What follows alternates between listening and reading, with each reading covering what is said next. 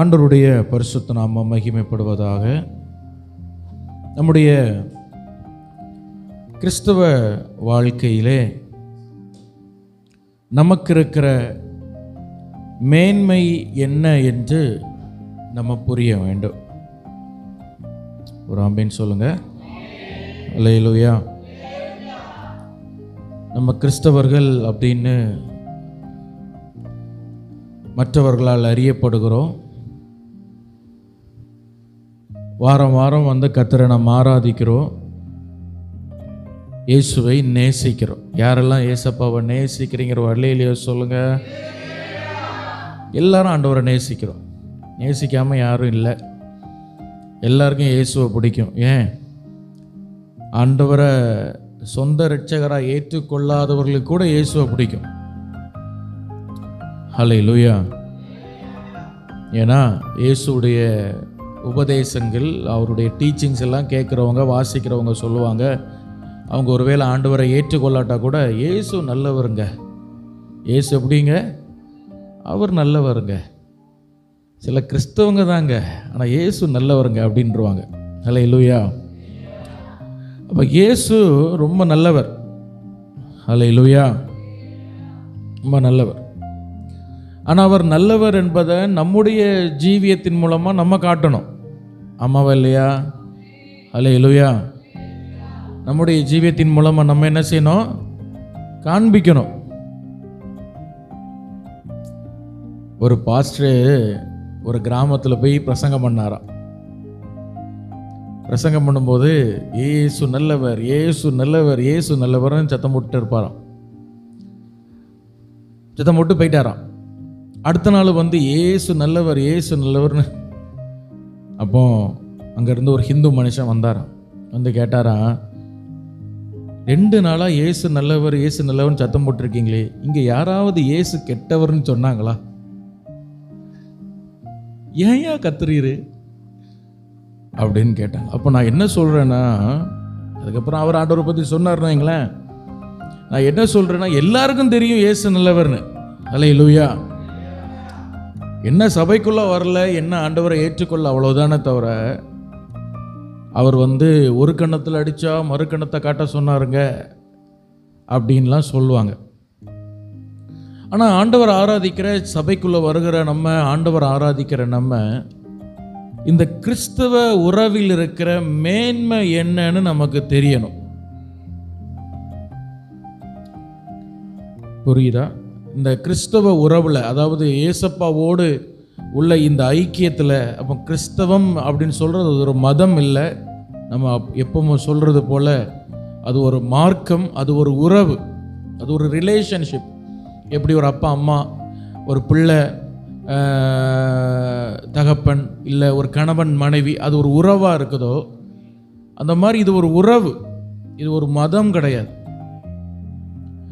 அப்போ நிறைய நேரங்களில் நம்முடைய வாழ்க்கையில் நம்ம பிரகாசிக்க முடியாமல் இருக்கிறதற்கான ஒரு முக்கியமான விஷயம் என்ன அப்படின்னு நான் சொல்லுவேன். அப்படின்னா அடித்தளமான காரியம் என்ன தெரியுமா?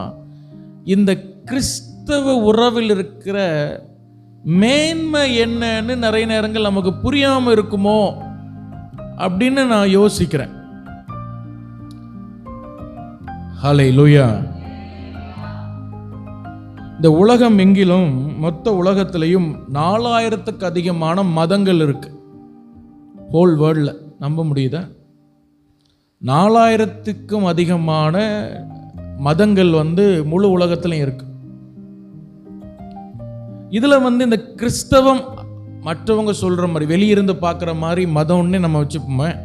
இது மதம் அல்ல. வெளி பார்வையில் நம்ம பார்த்தோம்னா என்னங்க இதில் இருக்கிற மேன்மை என்ன அப்படின்னு நம்ம கண்டிப்பாக புரிஞ்சா நம்ம வாழ்க்கையில் ஆசீர்வாதத்தின் அடுத்த கட்டத்தில் நம்ம கால் எடுத்து வைப்போம்.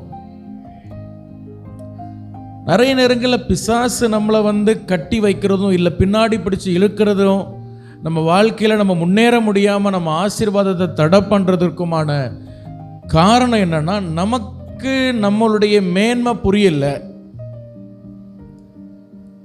கர்த்தர் நம்மையில் வச்சிருக்கிற பொறுப்பு நமக்கு புரியல. என்ன புரியல? பொறுப்பு நமக்கு என்ன செய்யல, புரியல. இயேசு இந்த பூமியில வந்து மனுஷனா வந்து உலாவினார். இயேசு பூமியில வந்து எப்படி உலாவினார் சொல்லுங்க? மனுஷனா வந்தார். அதாவது வானத்தையும் பூமியும் படைச்ச தெய்வம் மனுஷனா வந்திருக்கிறார். ஆனா ஒரு கசப்பான உண்மை என்னன்னா, அந்த நாட்கள்ல வந்த ஜனங்கள், வாழ்ந்த ஜனங்கள் இயேசுவை கண்கூடா பார்த்தாங்க, இயேசுவை தொட்டாங்க, இயேசுட்ட இருந்து அற்புதம் வாங்கினாங்க. ஆனா அவரை தெய்வமா யாருமே ஏற்றுக்கொள்ளல, ஒரு சிலரை தவிர. அவரை தெய்வமா என்ன செய்யல, ஏற்றுக்கொள்ளல. அவருடைய மேன்மை உங்களுக்கு ஒரு தெய்வ மனுஷனா வந்திருக்கிறாருங்கிற அந்த பார்வை, அந்த கண்ணு அவங்களுக்கு திறக்கப்படலை. பிசாசு அவங்க கண்ணை அடைச்சி வச்சிருந்தான். அதனால அந்த தெய்வத்தை பழி வாங்கணும்னு சொல்லி அவங்க சிலுவையில கொண்டு அரைஞ்சாங்க. அப்ப எந்த அளவுக்கு அவங்க கண்ணு குருடா இருக்கும்னு பாருங்க. ஹல்லேலூயா. எப்பவுமே நான் அடிக்கடி சொல்றது போல, எந்த ஒரு விஷயமும் நம்ம கைக்குள்ள இருக்கும் பொழுது நமக்கு அந்த அருமை புரியாது. நான் அடிக்கடி இந்த வார்த்தையை சொல்லுவேன். பைபிள் அது நடந்திருக்கு நிறைய இடத்துல. நிறைய விஷயம் நம்ம கைக்குள்ள இருக்கும் பொழுது, நமக்கு ரொம்ப ஈஸியா கிடைக்கும் பொழுது, ஈஸியா ஆக்சஸ் ஆகும் பொழுது, நமக்கு அதுக்கு டேஸ்டோ அதுக்கு மேன்மையோ புரிய மாட்டேங்குது. அதனால தான் சில நேரங்களில் சில ஆசீர்வாதங்களை ஆண்டவர் நம்மளை விட்டு தள்ளி வைக்கிறார். அதுபோல அந்த நாட்களில் வாழ்ந்த ஜனங்களுக்கு ஏசப்பாவுக்கு அருமை புரியல. ஹல்லேலூயா. சில நேரங்களில் நான் யோசிச்சு பார்க்கறது உண்டு, ஒருவேளை நான் 2000 வருஷத்துக்கு முன்னாடி பிறந்திருந்தா, நானும் ஏசப்பாவை அந்த பூமியில் இருக்கும் பொழுது பார்த்துருந்தா எவ்வளோ நல்லா இருந்திருக்கும். இப்படிலாம் நான் யோசிப்பது உண்டு. எவ்வளோ ஆசீர்வாதமாக இருக்கும். அவர் எப்படி நடப்பார், எப்படி பேசுவார், எப்படி சிரிப்பார், எப்படி அவர் கையசைப்பார், எப்படி அற்புதம் செய்வார், எப்படி சாப்பிடுவார், எப்படி தூங்குவார், எல்லாத்தையும் பார்க்கலாமே அப்படின்னு என்ன ஒரு நப்பாசா அடிக்கடி வரும். ஹல்லேலூயா. ஆனால் யோசிச்சு பாருங்க, அந்த நாட்களில் இருந்த ஜனங்களுக்கு அவர் வந்து வெறும் ஒரு டீச்சராக தான் பார்த்தாங்க. அவர் ஒரு டீச்சராக பார்த்தாங்க, ஒரு ரபியா பார்த்தாங்க. அவரை மேசியாவா இன்னைக்கும் அந்த யூதர்கள் ஏற்றுக்கொள்ளல. தம்முடைய சொந்த ஜனத்துக்காய் வந்தார், அந்த யூதர்கள் ஏற்றுக்கொள்ளல. அதனால ஆண்டவர் என்ன பண்ணார் தெரியுமா? மத்தேயு 11ஆம் அதிகாரத்துக்கு நீங்க திருப்புங்க.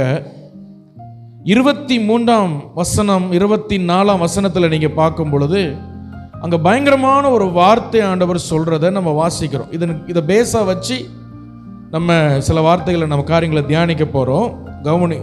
கவனிங்க. மத்தேயு 11:23 வாசிங்க.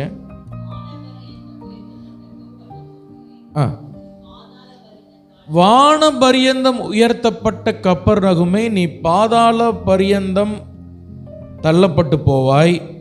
உன்னில் செய்யப்பட்ட பலத்த செய்கைகள் சோதோமிலே செய்யப்பட்டிருந்ததானால் அது இன்னைக்கு வரைக்கும் நிலைத்திருக்குமே. அடுத்த வசனத்துல பாருங்க. நியாய தீர்ப்பு நாளிலே உனக்கு நேரிடுவதை பார்க்கிலும் சோதோம் நாட்டிற்கு நேரிடுவது லெகுவாயிருக்கும் என்று உங்களுக்கு சொல்லுகிறேன் என்றார். கவனிக்கும்படி அன்பாய் கேட்கிறேன். இந்த சோதோம் குமாரா அப்படிங்கிற பட்டணத்துல தான் ஹோமோசெக்சுவல் ஓரின சேர்க்கை பாவம் அதிகமாக இருந்தது. ஆபிரகாம் வாழ்ந்த நாட்கள்ல அந்த பட்டணம் இருந்தது. அந்த பட்டணத்துக்கு பிழைப்புக்காக லோத் அந்த பட்டணத்தை தேடி போனார். ஆனா ஒரு நாள் ஆண்டவருடைய கோபம் அந்த பட்டணத்துக்கு விரோதமாய் வந்தது. காரணம், அந்த பட்டணத்தின் பாவம் தேவ சமூகம் போய் எட்டினது. அந்த பட்டணத்துக்காய் அந்த பட்டணத்துக்காய் ஜபிக்க ஒரு பரிசுத்தவான் கூட அந்த பட்டணத்தில் இல்லாதபடியால், ஒரே ஒரு நீதிமான் அந்த பட்டணத்தில் லோத் இருந்ததுனால லோத்தை மட்டும் வெளியே எடுத்துட்டு அந்த பட்டணத்தை ஆண்டவர் அக்னியால் லிட்டரலா சுட்டரித்தார். வானத்திலிருந்து கந்தகம், நம்ம இன்னைக்கு சொல்லுவோம் சல்பர், கந்தகம் அக்னி வானத்திலிருந்து இறங்கி வந்து அந்த ஜனங்களை எரித்து போட்டது. ஹல்லேலூயா. அந்த பட்டணத்தை எரித்து போட்டது. என் வீடு, என் நிலம் எல்லாம் அழியுதே, நான் சொத்தெல்லாம் அழியுதேன்னு திரும்பி பார்த்த லோத்தின் மனைவி மேலையும் அந்த கந்தகம் வந்து இறங்கி அதே இடத்துல அவ உப்பு தூணா மாறிட்டான். தேவனுடைய நியாய தீர்ப்பு அந்த பட்டணத்துக்கு வந்தது. ஆனா ஆண்டவர் இங்க கப்பர்நகூமை பார்த்து சொல்றாரு, உனக்கு ஒரு நியாய தீர்ப்பு வரும்.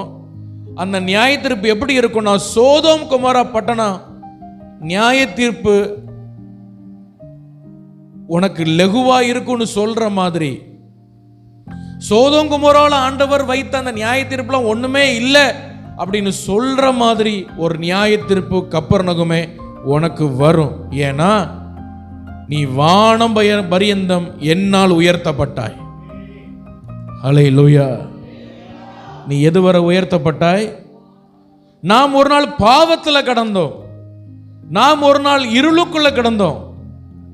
ஆண்டவர் இயேசு நம்மள வாழ்க்கையில வந்ததுனால தான் நம்ம இன்னைக்கு உயர்த்தப்பட்டு இருக்கிறோம்.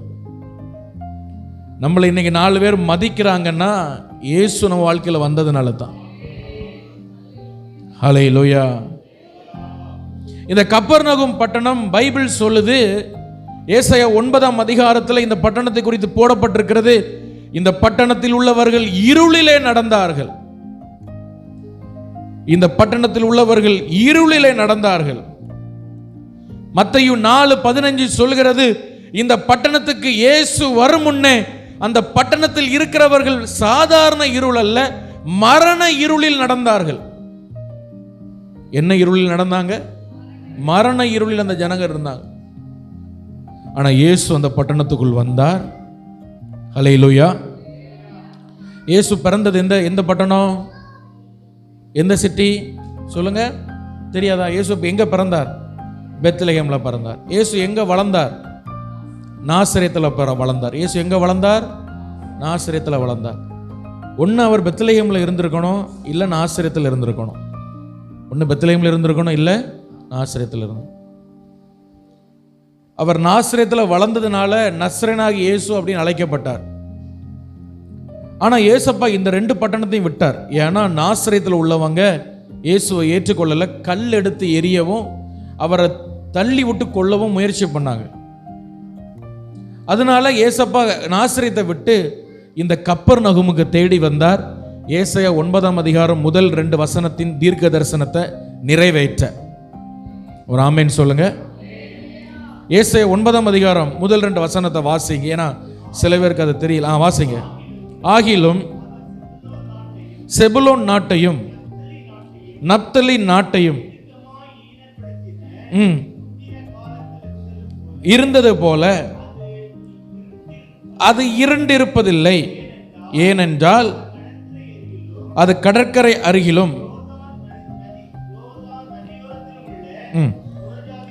புறஜாதியினுடைய கலி. அந்த வார்த்தை எல்லாரும் கவனிங்கபடி அன்பா கேட்கிறேன். என்ன வார்த்தை சொல்லுங்க? எல்லாரும் சொல்லுங்க. புறஜாதியான கலிலேயா எங்க இருக்கு? இஸ்ரவேல் தேசத்துக்குள்ளதான் இருக்கு. அதுவும் சென்டர்ல இருக்கு. ஆனா அதுக்கு பைபிள் கொடுக்கிற பழைய ஏற்பாட்டில் அந்த ஜனங்கள் கொடுத்த பேர் என்னன்னா புறஜாதி. யூதன் அல்லாதவங்களை தான் புறஜாதின்னு சொல்லுவாங்க, இஸ்ரவேல் அல்லாதவனை தான் புறஜாதின்னு சொல்லுவாங்க. ஆனா இது ஏன் புறஜாதி ஆச்சு? அது ஒரு பெரிய பிரசங்கம். சிம்பிளா சொன்னா, மற்ற ஜனங்களோடு அவங்க கலந்து கொண்டாங்க, கலப்பு திருமணம் பண்ணாங்க. அதனால மற்ற யூதர்கள் இந்த கலிலியாவை எப்படி பார்த்தாங்க? இந்த கப்பர்நகூம், இந்த கலிலியாவில் தான் கப்பர்நகூம் இருக்கு. இன்னும் சொல்ல போனா கலிலியாவின் ஒரு முக்கிய நகரம், ஒரு ஒரு தலைநகரம் இந்த கப்பர்நகூம். ஹல்லேலூயா. அப்ப இந்த கலிலியாவை ஆண்டவர் என்ன செய்தாராம்? பிற்காலத்தில் என்ன பண்ணார்? மகிமைப்படுத்துவார். இருளில் நடக்கிற ஜனங்கள் பெரிய வெளிச்சத்தை கண்டார்கள். ஹல்லேலூயா. ஏசாயா 9 வாசிக்கும் போது அவர்கள் இருளிலே நடக்கிற ஜனங்களாயிருந்தார்கள். ஆனா மத்தேயு 4:15 வாசிக்கும் பொழுது அவர்கள் இருளிலே இருக்கிற ஜனங்களாயிருந்தார்கள். முன்னாடி எப்படி இருந்தாங்க? இருளிலே நடந்துட்டு இருந்தாங்க. மத்தேயு 4:15 பாருங்க, இருளில் இருக்கிற ஜனங்களா மாறிட்டாங்க. இந்த இருளுக்குள்ள இருக்கிற ஜனங்களா இயேசு தேடி வந்தார். எப்படி உங்க வாழ்க்கை ஒரு நாள் இருளுக்குள்ள இருந்ததோ, எப்படி உங்க வாழ்க்கை ஒரு நாள் மரண இருளுக்குள் இருந்ததோ, அப்போ ஏசப்பா உங்களை தேடி வந்து உங்களை கைப்பிடிச்சு தூக்கி எடுத்தது போல கர்த்தர் இந்த கலிலேயாவில் இருக்கிற இந்த கப்பர்நகூமை தேடி வந்தார். ஹல்லேலூயா. ஒரு மனுஷன் குழிக்குள்ள கிடக்கிறான். அது உங்களா நீங்க கற்பனை பண்ணிக்கோங்க. அந்த குழிக்குள்ள இருக்கிற மனுஷனை தூக்கிறதுக்கு யாருமே வரல. அந்த குழி சாதாரண குழி அல்ல, அது அவனை கீழே இழுத்து போகிற ஒரு சகதி குழி. எல்லாரும் வந்து எட்டி பார்த்து இவன் அவ்வளவுதான் சொல்லிட்டு போயிட்டாங்க. ஆனா வானத்தில் இருந்த தெய்வம், பரலோகத்தில் இருந்த தெய்வம் என்ன பண்ணார்னா, நீ மேலே அறிவாப்பான்னு வாயால சொல்லிட்டு இல்லாம அந்த குழிக்குள்ள இருக்கிறான் பாருங்க மனுஷன், அவனை மாதிரியே அவர் ஒரு அவதாரம் எடுத்தார். அதுதான் இயேசு. ஹல்லேலூயா. அந்த குழிக்குள்ள இருக்கிற மனுஷனை தூக்குறதற்கு அவர் அவனை மாதிரி ஒரு அவதாரம் எடுத்தார். அவர் அவதாரம் எடுத்து கிட்ட வரும் பொழுது இவன் குழிக்குள்ள போயிட்டான், உள்ள போயிட்டான், பாதாளத்துக்குள்ள. அந்த குழிக்குள்ள எந்த மனுஷனும் இறங்க முடியாது. இறங்குனா அவன் அழிந்து தான் போகணும், அவன் செத்து தான் போகணும். ஆனா வானத்தையும் பூமியும் படைச்ச தெய்வம் மனுஷனா வந்து பாதாளம் வரைக்கும் கீழே இறங்கி அந்த மனுஷனை மேலே தூக்கி எடுத்தார். அதுதான் உங்க வாழ்க்கையில் ஆண்டவர் கொடுத்த ரட்சிப்பு. இயேசு மட்டும் வரலன்னா நம்ம வாழ்க்கை என்னைக்கும் மரண இருளுக்குள்ள போயிருக்கும். தூக்கி எடுத்தது மட்டுமல்ல, தான் சொந்த ரத்தத்தை அப்படியே ஊற்றி அந்த சகதியெல்லாம் கழுவி அவனை ஒரு புது குழந்தையா புது பிள்ளையா ஆக்கி அவனை மார்போடு அணைத்து என்னுடையதெல்லாம் உனக்கு உரியதுன்னு சொல்லி அவனுக்கு ஒரு புதிய ஜீவன வாழ்க்கையை கொடுத்தார். அதுதான் கிறிஸ்தவம். ஹல்லேலூயா. அதுதான் நம்ம பிரசங்கிக்கிற இயேசு கிறிஸ்து. அப்படிதான் இந்த கப்பர்நகூம் பட்டணமும் அப்படி இருந்தது, இருளுக்குள்ள கடந்தது. இயேசு உங்களை தேடி வந்தார்.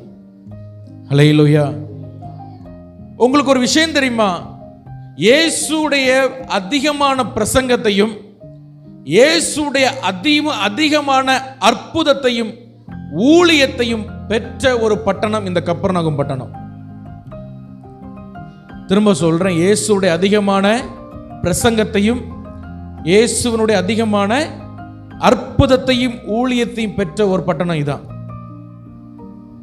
ஹல்லேலூயா. ஆண்டவர் உங்களுக்கு எவ்வளவு நல்ல வார்த்தைகளை உங்களுக்கு தருகிறார், எவ்வளவு நல்ல மெசேஜ் நீங்க கேட்கிறீங்க. உங்க வாழ்க்கை மறுரூபமாகுதா? அதுதான் முக்கியம்.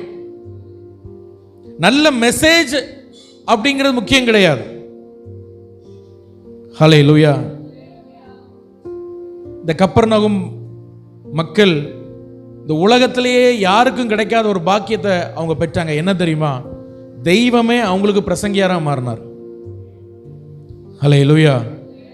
இந்த உலகத்தில் வேற எந்த சபையிலையும் மனுஷன் தான் பிரசங்கியாரா இருந்திருக்கிறாரு, ஆவியானவர் அவங்க மூலமா பேசியிருக்காரு. ஆனா கப்பர்நகூம்ல அந்த அவர் வழக்கத்தின்படி ஜெபாலயத்துக்கு போனார்னு பைபிள் போட்டிருக்கு. நமக்கு தான் வழக்கம் இல்லை, ஒரு வாரம் வந்தா அடுத்த வாரம் ஆளை காணாது. ஆனா இயேசு பூமியில வாழும் பொழுது வழக்கத்தின்படி ஜெபாலயத்துக்கு போனார்.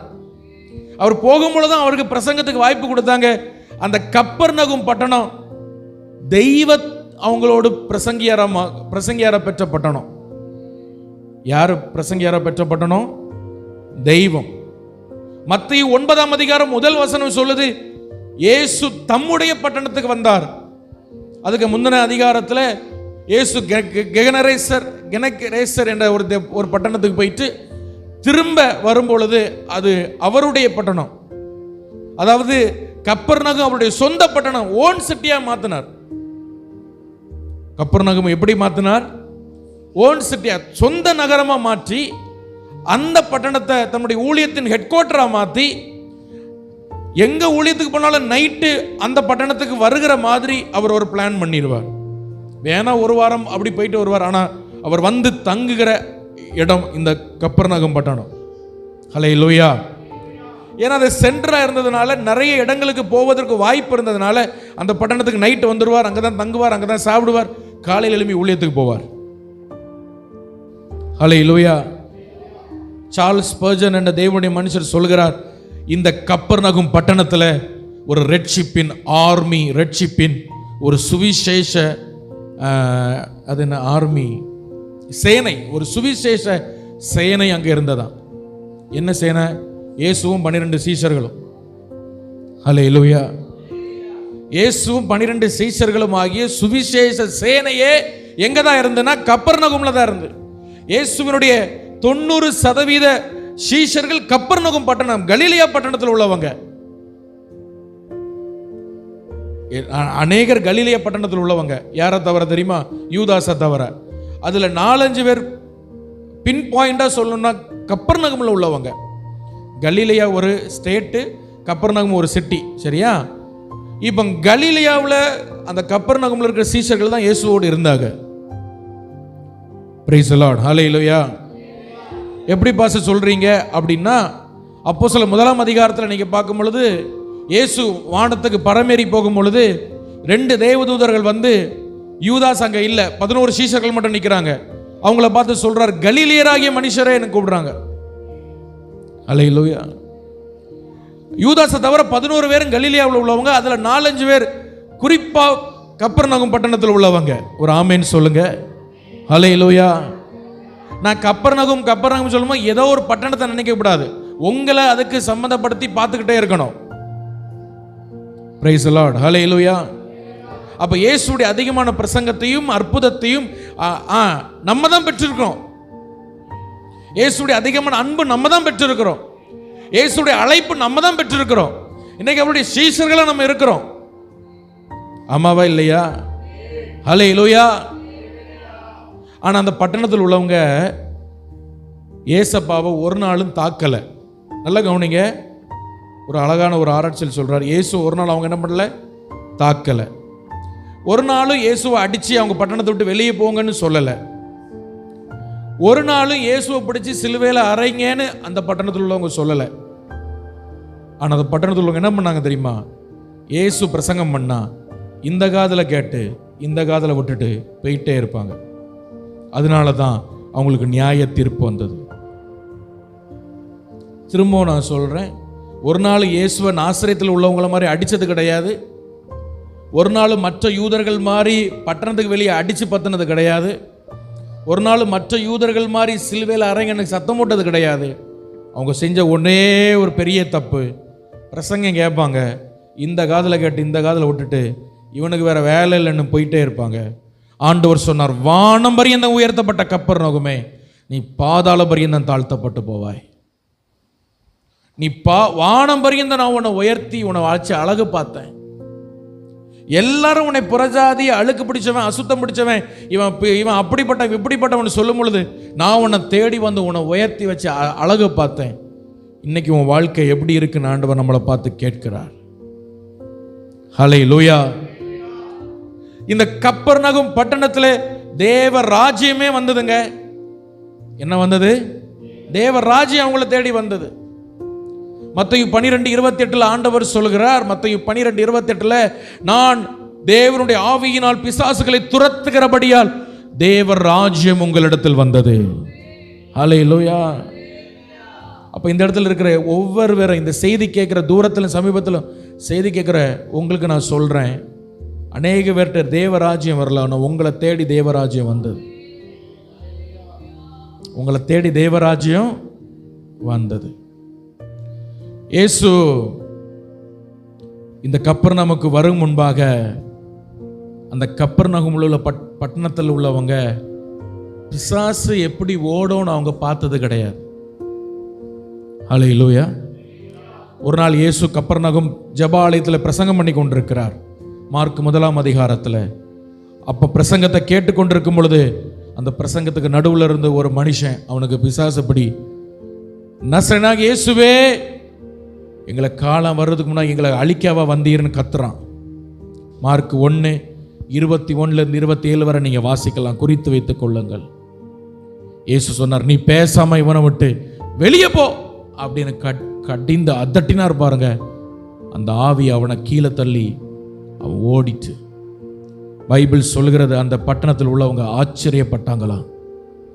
ஏன்னா இதுவரைக்கும் இப்படி ஒரு பிரசங்கத்தை அவங்க கேட்டது கிடையாது. பிரசங்கம் கேட்கும்போது பேய் ஓடுனதை வாழ்நாளில் இதுவரை அவங்க பார்த்தது கிடையாது. ஒரு பிசாசு எப்படி ஒரு மனுஷனுக்குள்ள வரும், எப்படி வெளியே போகும் பார்த்தது கிடையாது. தலை சிறந்த அற்புதங்களை பார்த்தவர்கள் இந்த கப்பர்நகும் பட்டணத்தார். உங்க வாழ்க்கையில் ஆண்டவர் சில தலை சிறந்த அற்புதங்களை பண்ணியிருக்கிறார். அது உங்களுக்கு தெரியுமா? அநேக பேருக்கு பண்ணாத சில, அதாவது இயற்கைக்கு அப்பாற்பட்டது ஆண்டவர் உங்களுக்கு பண்ணியிருக்கிறார். நம்முடைய வாழ்க்கை எவ்வளவு நன்றி உள்ளவர்களாக நாம் இருக்கிறோம். இந்த கப்பர்நகும் பட்டணத்தை நான் ஏன், ஒருவேளை நீங்கள் சொல்லலாம், பாஸ்டர் செய்தி ஒரு ஆசீர்வாதமான செய்தி என கேட்க வந்தேன், இது என்ன அப்படி பாதாள பரியன் அப்படி இப்படின்னு. இந்த செய்தி முடிவில் கர்த்தர் உங்களுக்கு உங்கள் கண்களை திறப்பார்னு நான் ஜெபத்தோடு நிற்கிறேன். ஹல்லேலூயா. அப்போ பிசாசு ஓடுனதை முதல்ல பார்த்தது இவங்க தான். இயேசுனுடைய பிரசங்கம் இவங்க கேட்டாங்க, இயேசுடைய அற்புதத்தை இவங்க வாங்கினாங்க. நம்மளையும் அதுக்கு மேட்ச் பண்ணிக்கிட்டே வாங்க. இயேசு இவர்களை பாதாளத்திலிருந்து தூக்கி அப்படியே வானம் பரியந்தம் உயர்த்தி வச்சாரு. தேவ ராஜ்யமே இவங்க கிட்ட வந்தது. ஆனால் இவங்க நன்றி இல்லாமல் மாறிட்டாங்க. இயேசு தங்களுக்கு கொடுத்த மேன்மையை புரியாம வாழ்ந்தாங்க. ஹல்லேலூயா. இன்னைக்கு நிறைய நேரங்கள் நம்ம இயேசு வேண்டான்னு யாரும் சொல்லலை. இந்த கப்பர்நகும் பட்டணத்தார் மாதிரி இயேசு யாரும் அடிக்க போகல, இயேசு யாரும் திட்ட போகல. ஆனால் நம்ம என்ன பண்ணுறோம் தெரியுமா? ஏசப்பாக்கு வசனத்துக்கு கீழ்ப்படியாம இருக்கிறோம். நம்ம நினைக்கிறோம் இது பெரிய தப்பு கிடையாதுன்னு நினைக்கிறோம். ஹல்லேலூயா. இந்த சுவிசேஷத்தை எதிர்க்கிறாங்க பாருங்க, அவங்க தாங்க பாவிகள் அப்படி நம்ம நினைக்கிறோம். எங்கேயாவது பிரசங்கம் பண்ண போனா ஊழியக்காரங்க அடிக்காங்க பாருங்க, அவங்க தாங்க பாவிகள் அப்படின்னு நம்ம நினைக்கிறோம். நான் ஒன்று சொல்லட்டா, தாழ்மையா ஒன்று சொல்லட்டா, இயேசுவின் அற்புதத்தை பெற்றும் தேவ ராஜ்யம் உங்களிடத்தில் வந்தும் தலை சிறந்த பிரசங்கங்களை நீங்க கேட்டும் தலை சிறந்த அற்புதங்களை நீங்க கண்டும் இயேசுவுக்கு நீங்க கீழ்ப்படியாம இருந்தீங்கன்னா நீங்க தான் பாவிலும் பாவி படும் பாவி. ஹல்லேலூயா, ஹல்லேலூயா. என்ன பாஸ்டர் இப்படி எல்லாம் பிரசங்கம் பண்றீங்க? இப்படி பேசினால தான் கூட்டம் வர மாட்டேங்க.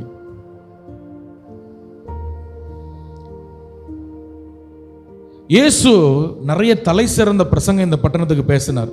அதுல ஒரு இயேசுடைய தலை சிறந்த பிரசங்கத்துல, இயேசு எல்லா பிரசங்கம் தலை சிறந்தது தான். அதுலேயும் ரொம்ப குறிப்பா சொல்லணும்னா, வானத்தில் இருந்து இறங்கின அப்பம் அப்படின்னு ஒரு மெசேஜ் கொடுத்தார். மெசேஜுக்கு தலைப்பெண்ண வானத்திலிருந்து இறங்கி அப்பன்னு அவரே சொன்னார். நான் தான் வானத்திலிருந்து இறங்கி அப்போம், என்ன புசித்தா நீ மறிக்க மாட்ட, என்ன என் ரத்தத்தை குடிச்சா நீ பானம் பண்ண மாட்டான்னு பைபிள் சொல்லுது. அவங்க எல்லாரும் இடரல் அடைஞ்சாங்களாம். அந்த பிரசங்கம் எங்க தெரியுமா பண்ணாரு? கப்பர்நகும் பட்டணத்தில் பண்ணார். யோவான் 6:48 குறிப்பா நீங்க படிச்சு பார்த்தீங்கன்னா இருக்கும். யோவான் 6:59 அந்த அதிகாரம் முடியும் பொழுது பைபிள் சொல்லுது, அவர்கள் அந்த கப்பர்நகுமில் இருக்கும் பொழுது இயேசு அந்த பிரசங்கத்தை பண்ணார்.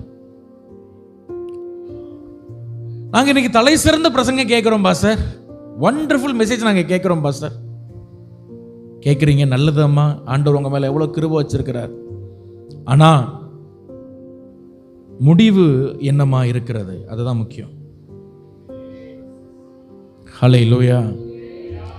திரும்பவும் நான் உங்களுக்கு சொல்றேன், இந்த பட்டணம் எல்லா பட்டணத்தை விட பாக்கியம் பெற்றது. இந்த உலகத்தில் எல்லா மனிதர்களை விட நீங்க பாக்கியம் பெற்றவங்க. காரணம் என்ன தெரியுமா? வானத்தையும் பூமியும் படைத்த ரட்சகராகி இயேசுவை நீங்க சொந்த ரட்சகரா உங்க நேசரா வைத்திருக்கிறதுனால நீங்க தான் உலகத்திலேயே பாக்கியமானவங்க. இந்த சத்தத்தை கேட்கிற எல்லாரும் உங்களை எப்படி கப்பர்நகும சொந்த பட்டணம்னு கூப்பிட்டாரோ அதே போல நம்ம என் சொந்த பிள்ளைன்னு கூப்பிடுறார். ஆனா நம்ம உடன்படிக்கைக்கு புறம்பானவங்க, காணியாட்சிக்கு புறம்பானவங்க. ஆனா நம்மளை எப்படி கூப்பிடுறாரு தெரியுமா? சொந்த பிள்ளைன்னு கூப்பிடுறார். நம்ம மரண இருள கடந்தோம், நம்மளை தூக்கி வானபரியந்தம் உயர்த்தி வச்சிருக்கிறார். மேன்மையா நம்மளை வச்சிருக்கிறார். பரலோக ராஜ்யத்தின் சொந்தம் என் பிள்ளைன்னு வச்சிருக்கிறார். இந்த கப்பர்நகமும் அப்படிதான் வச்சிருந்தார். ஹல்லேலூயா. ஒரு சுவிசேஷ சேனையை வைத்து ஆண்டவர் உங்களை நடத்தி கொண்டிருக்கிறார். ஆமாவா இல்லையா? ஹல்லேலூயா. உங்களுக்காக ஒரு சேனை வேலை செய்து, ஊழிய சேனை, ஊழியக்காரங்க சேனை உங்களுக்கு வேலை செய்து, ஒரு நாளைக்கு எத்தனை மெசேஜ் கேட்குறீங்க. இது போக பரலோக சேனை உங்களுக்காக வேலை செய்து. நம்ம புரியணும், நம்ம எவ்வளவு தூரம் பாக்கியமானவங்களை நம்ம புரியணும். எனக்கு ஒன்று ஆண்டவர் செய்யலை தரலன்னு சொல்லிட்டு இருக்கக்கூடாது. நான்லாம் சொல்லுவேன், ஆண்டவர்கிட்ட இருந்து நீ வாங்குறதுக்கு ஒன்றுமே கிடையாது, நம்ம தான் நீ அவருக்கு செய்யணும். அவர்கிட்ட வாங்க வேண்டியதெல்லாம் வாங்கியாச்சு நல்லா திருப்தியா. ஹல்லேலூயா. சும்மா ஜபத்தில் உட்காந்து நான் தாரோன்னு 2 கை விரிச்சிருவா. நம்ம அவருக்கு செய்ய வேண்டியதான் நிறைய இருக்கு. ஆமாவா இல்லையா? ஹல்லேலூயா. ஹல்லேலூயா. இந்த பட்டணத்தில் இருக்கிறவங்க போல தயவு செய்து தேவ பிரசங்கத்தை கேட்டுட்டும் கேட்காம போயிடாதீங்க. கேட்டுட்டும் கேட்காம. ஆமாம், நம்ம யாரும் இயேசு அடிக்க போகிறதில்ல, நம்ம யாரும் சுவிசேஷத்தை எதிர்க்க போகிறதில்ல. நம்ம நினைக்கிறேன் நான் தான் பெரிய பரிசுத்தவான்னு.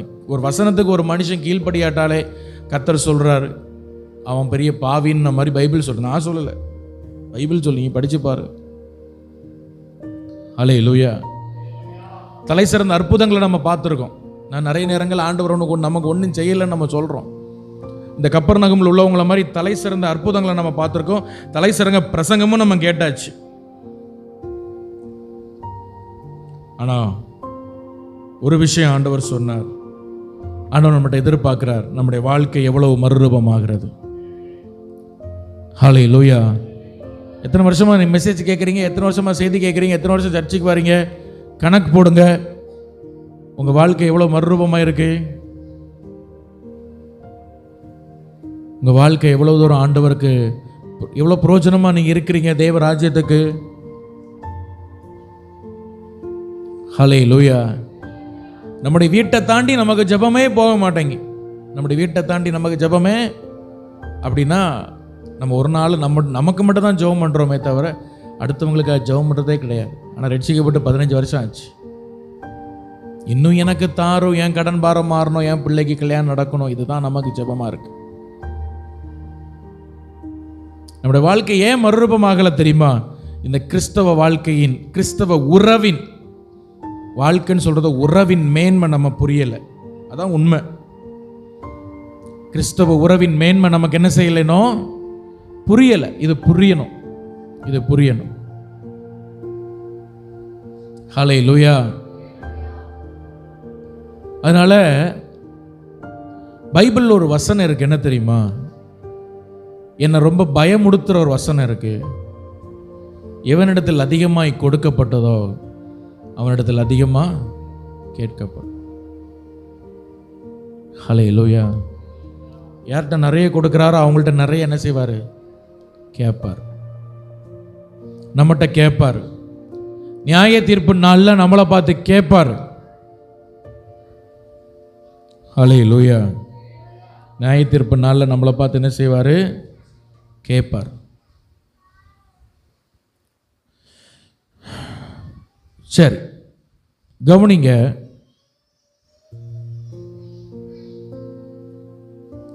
இந்த நியாய தீர்ப்பு நாளுக்கு நம்ம தப்பி இந்த கிறிஸ்தவ உறவின் மேன்மையை நம்ம புரியணும் அப்படின்னா, ஹல்லேலூயா, இந்த கிறிஸ்துவோடு உள்ள உறவின் மேன்மையை ஒரு 3 காரியங்கள் மூலமா நான் உங்களோடு விளக்கி காண்பிக்க விரும்புகிறேன். நான் கிறிஸ்டியனா இருக்கிறேங்க, நான் கிறிஸ்துவோடு இருக்கிறேன், இயேசுவோடு இருக்கிறேன் நம்ம சொல்றோம், இயேசுவை நேசிக்கிறேன்னு சொல்றோம். நீங்க இயேசுவோடு இருக்கிறதுனால, இல்லை இயேசுவை சொந்த இரட்சகராய் ஏற்றுக்கொண்டதுனால உங்களுக்கு கிடைத்த மேன்மை என்ன தெரியுமா? முதலாவது மேன்மை என்னன்னா, ஏசாயா 14ஆம் அதிகாரம் 13ஆம் வசனத்தை ஒருத்தர் வாசிங்க, நான் திரும்ப சொல்றேன்.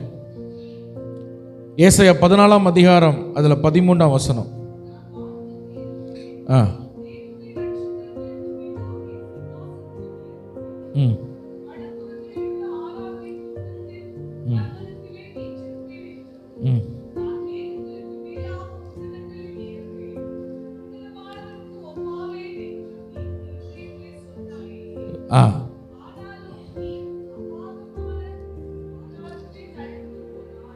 ஹல்லேலூயா. இது யாரை குறித்து சொல்லுதுன்னா, லூசிஃபரை குறித்து சொல்லப்பட்ட ஒரு வார்த்தை. யாரை குறித்து சொல்லப்பட்டது? லூசிஃபர். இந்த கிறிஸ்தவ வாழ்க்கையில உங்களுக்கு கிடைச்ச முதல் பாக்கியம் என்ன தெரியுமா?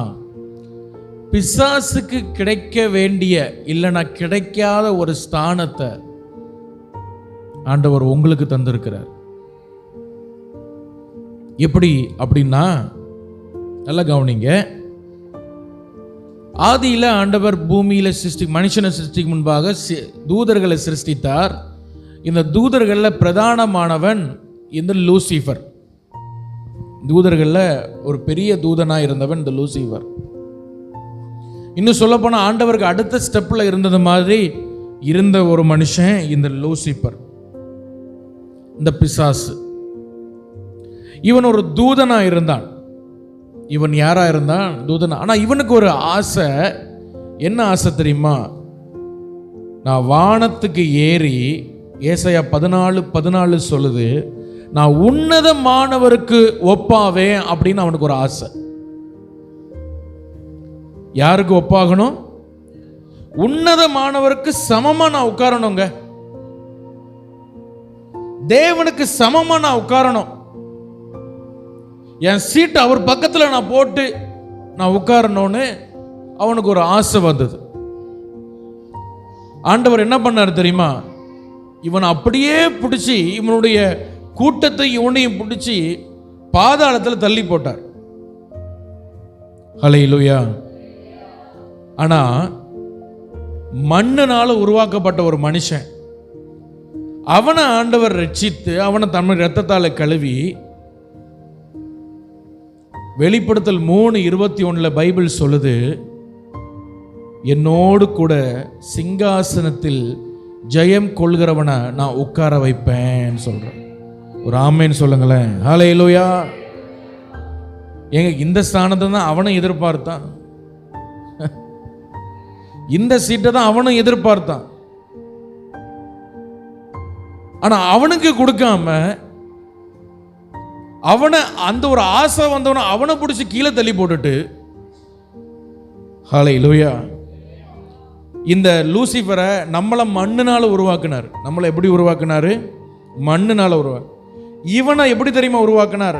எசேக்கியேல் 28:13 பைபிள் சொல்லுது, பத்மராகம், புஷ்பராகம், வைரம், படிக பச்சை, கோமேதகம், எஸ்பி, இந்திரநீலம், மரகதம், மாணிக்கம் முதலான ரத்தினங்களாலும் பொன்னாலும் இவன் செய்யப்பட்டானாம். அப்ப இவன் பார்க்கும்போது எப்படி இருந்திருப்பான் பாருங்க. 9 விதமான கற்களால, விலையுயர்ந்த கற்களால, பொன்னுனால இவனை உருவாக்கி, இவன் சிருஷ்டிக்கப்பட்ட நாளில் உன் மேல வாத்தியங்களும் உன் நாதசுரங்களும், இவன் கை வீசினாலே இல்லைன்னா செட்டை அடிச்சாலே மியூசிக் வாசிக்கிற மாதிரி இருக்கும். அவ்வளவு மகிமையாய் உருவாக்கப்பட்ட இந்த லூசிஃபர், நான் உன்னதமானவருக்கு சமமா உட்காரணும்னு சொல்லும் பொழுது அவனை பிடிச்சி கீழே தள்ளி போட்டுட்டு, ஒண்ணுக்காகாத குப்பையில கிடக்கிற, அழுக்கில கிடக்கிற, மரண இருள் கிடக்கிற ஒரு மனுஷனை நேசித்து அவனை ரத்தத்தால கழுவி அவனை தான் பிள்ளையா மாற்றி, ஜெயம் கொள்கிறவனா நீ இருந்தால் உன்னை என் பக்கத்தில் உட்கார வைப்பேன்னு சொல்றார். இதுதான் கிறிஸ்துவ உறவில் நமக்கு கிடைத்த மேன்மை. ஹல்லேலூயா, ஹல்லேலூயா. பிசாசு ஏன் மேன்மை அடைய முடியல தெரியுமா? இந்த மனுஷனுக்கு ஏன் ஆண்டவர் அந்த மேன்மையை கொடுத்தார்? பிசாசுக்கு ஏன் அவனால அந்த மேன்மை அடைய முடியல தெரியுமா? அவனுக்குள்ள இருந்த பெருமை. ஹல்லேலூயா. அது ஒண்ணுதான் டிஃபரன்ஸ். அதனால நல்ல கவனிங்க. இந்த கிறிஸ்தவ உறவில் இருக்கிற ஒரு பெரிய மேன்மை என்னன்னா, முதல் மேன்மை நான் சொல்லுவேன், பிசாசு வாஞ்சித்த ஆசைப்பட்ட ஒரு ஸ்தானத்துல நம்மளை கொண்டு உட்கார வைக்கணும்னு அவர் எதிர்பார்க்கிறார். அதுதான் கர்த்தர் நம்மேல் வச்ச ஒரு பெரிய பொறுப்பு, பெரிய அன்பு. இதுதான் கிறிஸ்துவ உறவில் நமக்கு கிடைக்கிற மிகப்பெரிய மேன்மை என்று நான் சொல்லுவேன். ஒரு பிசாசு எதிர்பார்த்த விரும்பின, ஒரு லூசிபர் எதிர்பார்த்து விரும்பின ஒரு ஸ்தானத்தில் அவனை வைக்காம, அந்த ஸ்தானத்தில் ஒன்றுக்கும் உதவாத நம்மளை கொண்டு வைக்கணும்னு நினைக்கிறார்ல, அதுதாங்க அவருடைய இருதயம். ஹல்லேலூயா, ஹல்லேலூயா. ஆண்டவர் அவனை கீழே தள்ளிட்டு நம்மள அந்த ஸ்தானத்தில் உன்னை கொண்டு உட்கார வைப்பேன்னு சொல்றார். ஆனா எத்தனை முறை கீழே கீழே விழுந்தாலும் மறுபடியும் மறுபடியும் அவர் இரத்தத்தால கழுவி. ஹல்லேலூயா. சரி, நல்லா கவனிங்க. பிசாசு கீழே விழும்பொழுது ஆண்டவர் அவனை தூக்கல. பிசாசு கீழே விழும்போது ஆண்டவர் அவனை செய்யல, தூக்கல. அவனை தூக்கவே இல்லை. அவனை கீழே பிடிச்சி தள்ளி தான் போட்டார். லூக்கா 10ஆம் அதிகாரம் 18ஆம் வசனத்துல சீஷர்கள் ஊழியம் செஞ்சுட்டு பிசாசெல்லாம் துரத்திட்டு இயேசுட்ட வரும்பொழுது இயேசு சொல்றார், பிசாசு மீண்டும் மின்னலை போல வானத்திலிருந்து கீழே விழுறத நான் பார்க்கிறேன்.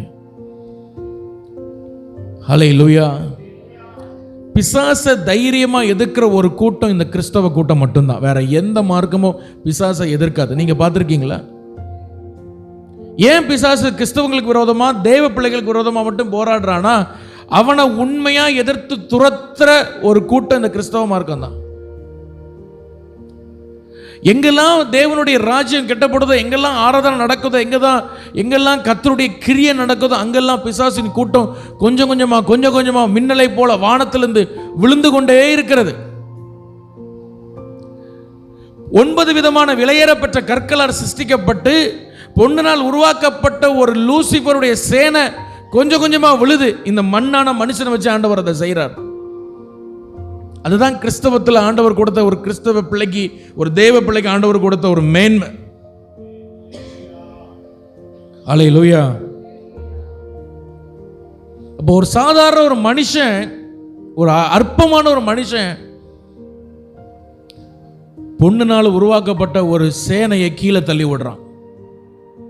அதனாலதான் ஊழியத்துக்கு விரோதமா பிசாசு அவ்வளவு போராடுது. எங்கெல்லாம் நம்ம ஆராதிக்கிறோமோ, துதிக்கிறோமோ, தேவ ராஜ்யம் மகிமைப்படுத்துறோமோ, எங்கெல்லாம் தேவனுடைய வல்லமை பயங்கரமா நடக்குது, அங்கெல்லாம் சில கூட்டம் பிசாசுகள் விழுந்து கொண்டே இருக்கும்.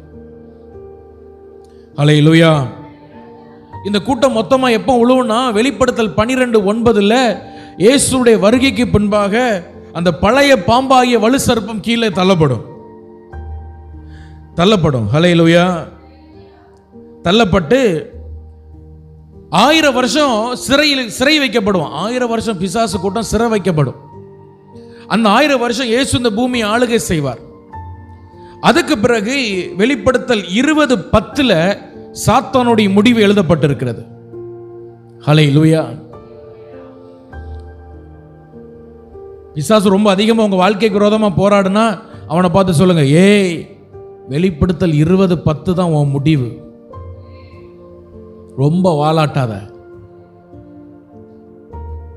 சாத்தானை கொண்டு ஆண்டவர் அவனுக்கென்று ஆயத்தமாக்கப்பட்ட அந்த அக்னியும் கந்தகுமான இடத்துல கொண்டு அவனை போடுவார். ஹல்லேலூயா. 1000 வருஷம் முடிஞ்ச பிறகு வெளிப்படுத்தல் 27 அந்த காவல்ல இருந்து வெளியே வர்றான். வெளிப்படுத்தல் 20:10 கர்த்தர் மீண்டும் அவனை அந்த அழிவுக்குள்ள கொண்டு போகிறார். பிசாசு விழுந்துகிட்டே தான் இருக்கிறான். ஆனா ஆண்டவர் மனுஷனை மட்டும் தூக்குறார். ஏன் தெரியுமா? ஒன்னே ஒன்று விஷயம் என்ன தெரியுமா? பிசாசுக்குள்ள ஒரு பெருமை. ஒரு நாளும் அவன் தன்னை தாழ்த்த மாட்டான். ஏன் ஆண்டவர் அவனை தள்ளிக்கிட்டே இருக்கிறார்னா, பிசாசு ஒரு நாள் அவனை தாழ்த்த மாட்டான். அவன் உன்னதமானவருக்கு சமமாவேன்னு சொன்னது பெருமையினால, அன்புனால அல்ல. உங்க வாழ்க்கையில நிறைய நேரங்களில் நம்முடைய வாழ்க்கையில ஒரு ஆவிக்குரிய வீழ்ச்சி உண்டாகுதுன்னா அதுக்கு பின்னாடி ஒரு பெருமை இருக்கும். கொஞ்சம் ஜோம் பண்ணோன்னா சில நேரங்களில் நமக்கு பெருமை வந்துடுது. கொஞ்சம் வசனம் வாசம் நமக்கு பெருமை வந்துடுது. கொஞ்சம் உபவாசம் பண்ணோம் நமக்கு பெருமை வந்துடுது. ஹல்லேலூயா. பிசாசு எப்படி விழுந்தானோ அதே தந்திரத்தை, அதே பெருமை நமக்குள்ள வச்சு நம்மளையும் விழ வைக்கிறான். நம்ம தாழ்த்துவோம். ஹல்லேலூயா. நான் இன்னைக்கு ஜீவனோடு இருக்கிறது உங்கள் கிருபப்பா. என் வாழ்க்கையில் பலத்தினாலும் ஒன்றும் முடியாது, பராக்கிரமத்தினாலும் ஒன்றும் முடியாது, என் ஞானத்தால் ஒன்றும் முடியாது, என் சாமர்த்தியத்தால் ஒன்றும் முடியாது, எல்லாம் உங்கள் கிருபை தான்பான்னு ஒவ்வொரு நாளும் தாழ்மையாக நீங்கள் வாழணும். ஹல்லேலூயா. நான் சொல்லட்டா, சில பாவங்கள்லாம் நம்ம வாழ்க்கையில் வராமல் ஆண்டவர் தான் நம்மளை காக்கிறார். அந்த சோதனைலாம் வந்து நம்ம விழுந்துருவோம். ஆண்டவர் எவ்வளவா நம்ம காக்கிறார் தெரியுமா? ஹல்லேலூயா. நம்ம பெருமை பாராட்டுக்கு ஒன்றுமே கிடையாதுங்க இந்த உலகத்தில். நான் ஜெபம் பண்ணுறேன், நான் பெரிய பெரிய பிரசங்கம் பண்ணுறேன் அப்படின்னு ஒன்றும் கிடையாது. கிருபையில் நம்ம நிற்கிறோம். ஹல்லேலூயா. பிசாசு ஏன் திரும்ப திரும்ப திரும்ப திரும்ப ஆதியிலிருந்து வெளிப்படுத்தல் வர விழுந்துக்கிட்டே இருக்கான் தெரியுமா? ஒரு இடத்துல கூட அவன் தாழ்த்த போகிறதில்ல, அவன் தாழ்த்தவும் மாட்டான். அதான் அவனுடைய புத்தி. ஹல்லேலூயா. கர்த்தர் ஒரு மனுஷனை குப்பையில் கிடக்கிறவனை கூட தூக்கி கோபுரத்தில் வச்சிருவார். எப்போ தெரியுமா? அந்த மனிதன் தன்னை தாழ்த்தும் பொழுது. நான் ஒன்றும் இல்லை ஆண்டவரை, எல்லாம் உங்கள் கையில் தான் இருக்குன்னு என்னைக்கு அவன் ரியலைஸ் பண்ணுறானோ அவன் ஆண்டவர் தூக்க ஆரம்பிச்சிருவார். ஒரு ஆமேன்னு சொல்ல நல்ல கைகளை தட்டி கர்த்தரை மகிமைப்படுத்துங்க பார்ப்போம். ஹல்லேலூயா. கைகளை உயர்த்தி ஆண்டவர்கிட்ட கேளுங்க, அந்த கிருபை எனக்கு தார ஆண்டவரே, எனக்கு தாழ்மையை தார ஆண்டவரே. என் பேச்சில் தாழ்மையை தாரும், என் நடக்கையில் தாழ்மையை தாரும், என் செயலில் தாழ்மையை தாரும். ஹல்லேலூயா. என் சிந்தனைகளை அந்தரங்கத்தில், என் அன்கான்ஷியஸ் மைண்டில் கூட எனக்கு ஒரு தாழ்மையை தாங்கப்பா, எனக்கு ஒரு தாழ்மையை தாங்கப்பா. ஹல்லேலூயா. அப்போ ஒரு மனுஷன் எவ்வளவுதான் விழுந்தாலும் அவனை தூக்குறார். ஏன் தெரியுமா? அந்த மனுஷன் ஆண்டவர்கிட்ட போய் கடைசியில் சரண்டர் ஆயிடுவான். எனக்கு ஒன்றும் முடியாதப்பா, நான் ஒரு பாவிப்பான்னு என்னைக்கு உளுறான ஒரு பாதத்தில் பிடிச்சி தூக்கடான்னு தூக்கிடுவார் அவனை. ஹல்லேலூயா. இதனால தான் நான் சொல்கிறேன், இந்த மேன்மை தான் பிசாசு எதிர்பார்த்த ஒரு மேன்மை, அவனுக்கு கிடைக்காத மேன்மை. உங்கள் மேலே வைத்தறிச்சலையாக இருக்கான். ஹல்லேலூயா. நீங்கள் உங்களை சாதாரணமாக நினச்சிட்டு இருக்கீங்க. 9 வித கற்களால் உருவாக்கப்பட்டு பொன்னினால் அலங்கரிக்கப்பட்டு கீத வாக்கியங்களால் அலங்கரிக்கப்பட்ட ஒரு பிசாசு உங்களை பார்த்து வைத்தறிச்சல் படுறான். ஏன்னா ஆண்டவர் வெளிப்படுத்தி 3:21 எழுதி வச்சுட்டாரு. அவர் எழுதி வைக்காம இருந்தாலும் பிரச்சனை இல்லை. என்ன வச்சுட்டாரு? என் பக்கத்தில் உன்னை உட்காருவான் பாப்பா, ஓடு. ஹல்லேலூயா. வச்சாரு பாரு. ஹல்லேலூயா. அவனுக்கு தலையில் இடியே உழுது அந்த வசனத்தை வாசிக்கும் போதெல்லாம். பிசாசு உங்கள் வாழ்க்கைக்கு விரோதமாக வரும்பொழுது நீங்கள் சொல்லணும், ஏ பிசாசே, வெளிப்படுத்தல் 20:10 உன் முடிவு, வெளிப்படுத்தல் 3:21 ஏன் முடிவு. நல்ல கை தட்டி ஆண்டவரை மகிமைப்படுத்துங்க பார்ப்போம். ஹல்லேலூயா. சொல்லுங்க, வெளிப்படுத்தல் 20:10 உன் முடிவு, வெளிப்படுத்தல் 3:21 ஏன் முடிவு. நான் அவர் பக்கத்தில் உட்கார போகிறேன். சும்மா சொல்லுங்க, வயிறு எரிச்சு கூட கொஞ்சம் வயிறு எரியட்டு, எரியிற தீல எண்ணெய் ஊற்றுவோம். ஹல்லேலூயா. ஆமென் சொல்லுங்க. ஹல்லேலூயா. நம்ம எத்தனை முறை விழுந்தாலும் நம்மளை தூக்குறார்ல, இதுதான் கிறிஸ்தவ உறவில் உள்ள முதல் மேன்மை. ஒரு பிசாசு எதிர்பார்த்த ஸ்தானத்தில் கொண்டு நம்மளை உட்கார வைக்கார்ல, இதுதான் கிறிஸ்தவ வாழ்க்கையில் நமக்கு கிடைச்ச முதல் மேன்மை. ஹல்லேலூயா. உங்களுக்காக ஒரு மாளிகை கட்டி கொண்டிருக்கிறார். ஆமென். உங்களுக்காக பரலோகத்தில் ஒரு வீட்டை கட்டி கொண்டிருக்கிறார். என்ன பாஸ்டர் கதை விடுறீங்களா? ஆண்டவர் பைபிளில் சொல்லியிருக்கிறார். யோவான் 20 வாசிச்சு பாருங்க. உங்களுக்காக ஒரு ஸ்தலத்தை நான் ஆயத்த பண்ணுகிறேன். ஹல்லேலூயா. திருநெல்வேலி மாவட்டத்தில் ஷேரன் ஏஜி சர்ச்சுன்னு ஒரு சர்ச் உண்டு. அந்த சர்ச்சில் அந்த பாஸ்டருடைய மாமியார், அவங்க இப்போ இறந்துட்டாங்க. அந்த அம்மா, இந்த சாட்சியை கவனிங்க, 40 வயசாகும் பொழுது அந்த அம்மாவுடைய 2 கிட்னியும் ஃபெயிலியர் ஆயிடுச்சு. டயாலிசிஸ் பண்ணாங்க. 40 வயசாகும் போது அந்த அம்மாவுடைய 2 கிட்னியும் ஃபெயிலியர் ஆயிடுச்சு. டயாலிசிஸ் பண்ணி ஒரு கட்டத்தில் டாக்டர் சொன்னாங்க, நீங்கள் இறந்து போயிடுவீங்க, தயவு செய்து உங்கள் அம்மாவை வீட்டுக்கு கொண்டு போங்கன்னு சொன்னாங்க. அந்த பாஸ்டருடைய மனைவி, அந்த பாஸ்டர் அம்மா, அவங்களுக்கு 3 பொம்பளை பிள்ளைங்க. அவங்க அப்போ அந்த பிள்ளைகளுக்கு யாருக்கும் திருமணம் ஆகலை. அம்மாவை நடு வீட்டில் படுக்க வைத்து 3 பிள்ளைகளும் சுற்றி இருந்து அழ ஆரம்பித்தார்கள், ஜெபிக்க ஆரம்பித்தாங்க. ஏசப்பா, எங்களுக்கு அப்பா கிடையாது, எங்கள் அம்மா விட்ட வேற எங்களுக்கு எங்களை ஆதரவுக்கு வேற யாரும் கிடையாது. எங்கள் அம்மா செத்தா நாங்கள் 3 அனாதை ஆயிடுவோம். எங்கள் எதிர்காலமே கேள்விக்குறி ஆயிரும். எங்கள் அம்மாவுக்கு நீங்கள் ஜீவன் தரணும்னு அந்த 3 பிள்ளைகளும் சுற்றி இருந்து ஜெபம் பண்ண ஆரம்பித்தோம். திடீரென்று அந்த அம்மாவுடைய ஜீவன் அந்த அம்மாவுடைய சரீரத்தை விட்டு பிரிந்து அந்த அம்மாவுடைய ஆத்மா பரலோகத்துக்கு போனது.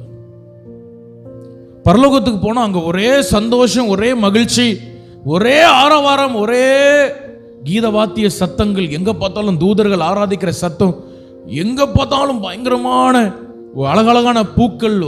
அந்த மாளிகையெல்லாம் ஆண்டவர் காட்டுறாரு. பாரு, இது நான் பவுலுக்காக கட்டினது, இது நான் பேதுருவுக்காக கட்டினது. ஒவ்வொரு மாளிகையாக காட்டுறாரு. இது பாரு நான் பில்லி கிரஹாமுக்காக கட்டினது, இது பாரு டிஜே தினகரனுக்காக நான் கட்டினது. ஒவ்வொரு மாளிகை ஆண்டவர் அவ்வளோ ஆச்சரியமா இருக்கிறது. ஹல்லேலூயா. ஒவ்வொரு மாளிகையும் பார்க்குறாங்க. இந்த அம்மாவுக்கு ஒரு ஆசை, என் வீடு எப்படி இருக்கும்? ஹல்லேலூயா. பரிசுத்தவான்களை வீடெல்லாம் எவ்வளோ பிரம்மாண்டமா, அது எவ்வளோ அழகா இருக்கு, என் வீடு எப்படி இருக்கும்? ஏசப்பாட்ட கேட்டாங்க. ஏசப்பா கொண்டு போய் காட்டினார். அந்த வீடு பாதி வேலை தான் நடந்திருந்தது. இந்த அம்மா கேட்டாங்க, ஏன் ஆண்டவரே என் வீடு வேலை முடியல, இன்னும் நீ பூமியில வாழ வேண்டிய காலம் இருக்கு. இந்த வியாதி பிசாசு உன்னை கொடுத்து உன்னை கொல்வதற்காக கொண்டு வந்தது. உன் பிள்ளைகளுடைய ஜெபத்தை நான் கேட்டபடியால் இன்னும் இந்த பூமியில உன்னை வாழ நான் டைம் கொடுக்கிறேன். இந்த வீட்டு வேலை முடியும் போது உன்னை நான் திரும்ப என்னுடைய வீட்டுக்கு, என்னுடைய ராஜ்யத்துக்கு உன்னை அழைப்பேன். ஹல்லேலூயா. சொல்லி முடித்து ஒரு வினாடியில மின்னலை போல இந்த அம்மாவுடைய ஆத்மா மீண்டும் இந்த சரீரத்துக்குள் வந்தது. நடந்த சம்பவம். 1 மணி நேரம் கழிச்சு இந்த அம்மா எழும்புனாங்க. ஹல்லேலூயா. தன் பிள்ளைகளுக்கு நடந்ததெல்லாம் சொன்னாங்க. அடுத்த வாரம் டாக்டர்கிட்ட போய் செக் பண்ணி பார்க்கும்போது சொல்றாங்க, டாக்டர் சொல்றாங்க, அம்மா உங்க 2 கிட்னியும் ஒரு புது கிட்னியா மாறி இருக்கிறது. ஹல்லேலூயா. ஹல்லேலூயா. இந்த அம்மா அப்படியே அந்த இன்னொரு சாட்சி கூட, அது வரைக்கும் அந்த அம்மா அந்நிய பாஷை அடையாளத்தோடு ஜெபம் பண்ண மாட்டாங்க. நல்லா ஜெபம் பண்ணுவாங்க, அந்நிய பாஷை கிடையாது. என்னைக்கு அந்த ஆத்மா பரலோகத்திலிருந்து அந்த ஆத்மா சரீரத்துக்குள் வந்ததோ, எழும்பு போதே அந்நிய பாஷை பேசி தான் அந்த அம்மா எழும்புனாங்க. 85 ஆண்டுகள் அந்த அம்மா உயிரோடு வாழ்ந்து பின்பு ஆண்டோடைய ராஜ்யத்துக்கு போனாங்க. அவங்க சாகிற வரை அவங்க கிட்னியில் அதுக்கப்புறம் எந்த பிரச்சனையும் வரலன்னு அவங்க சொல்றாங்க. ஹல்லேலூயா. ஹல்லேலூயா. ஆண்டவர் கிறிஸ்துவோடு உள்ள உறவிலே கர்த்தர் கொடுக்கிற மேன்மையை பார்த்தீங்களா? உங்களுக்காக ஒரு வீட்டை கட்டி கொண்டிருக்கிறார். எத்தனை பேருக்கு சந்தோஷம்? கை தூக்கி ஆண்டவருக்கு நன்றி சொல்லுங்க பார்ப்போம். ஹல்லேலூயா. ஹல்லேலூயா. கிறிஸ்துவோடு உள்ள உறவில் 2வது பாக்கியம் 1 கொரிந்தியர் புஸ்தகம் 1ஆம் அதிகாரம் 23, 24 வசனங்கள். 1 கொரிந்தியர் 1 அதிகாரம் 23, 24 வசனம் வாசிங்க. நாங்களோ சிலுவையில் அறையப்பட்ட கிறிஸ்துவை பிரசங்கிக்கிறோம். அவர் யூதருக்கு இடரலாகவும் கிரேக்கருக்கு பைத்தியமாகவும் இருக்கிறார். ஆகிலும் யூதரானாலும் கிரேக்கரானாலும்